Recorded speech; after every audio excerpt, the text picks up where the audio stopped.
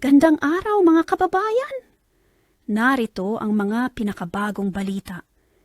Si Richard Gutierrez ay nagbigay linaw tungkol sa kumakalat na mga espekulasyon ukol sa kanyang rumored na relasyon kay Barbie Imperial.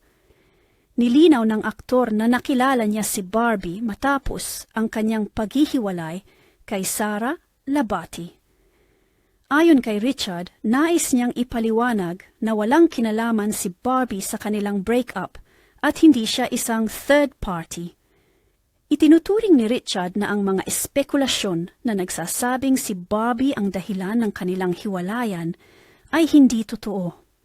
Sinabi rin ni Richard na nagsalita siya upang ipagtanggol si Barbie na ayon sa kanya ay nakakatanggap ng mga negatibong komento mula sa mga bashers. Itinuwa ng aktor na nang makilala niya si Barbie, matagal nang nagkahiwalay ang kanilang mga landas ni Sara. Inamin din ni Richard na bilang lalaki, nararamdaman niyang kailangan niyang protektahan si Barbie mula sa mga hindi magagandang pahayag na naririnig nito. Ayon pa sa aktor, nagsimula ang kanilang pagkakaibigan dahil sa isang pub business kung saan parehong co-owners sila.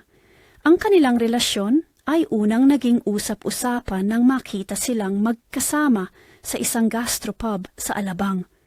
Pagdating naman sa kung ano ang nakita niyang kaakit-akit kay Barbie, sinabi ni Richard na nakikita niya si Barbie bilang isang totoong tao, mabuting tao at maalaga.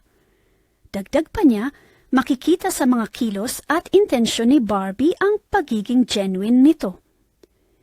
Iyan ang mga pahayag ni Richard Gutierrez ukol sa issue ng kanyang relasyon kay Barbie Imperial.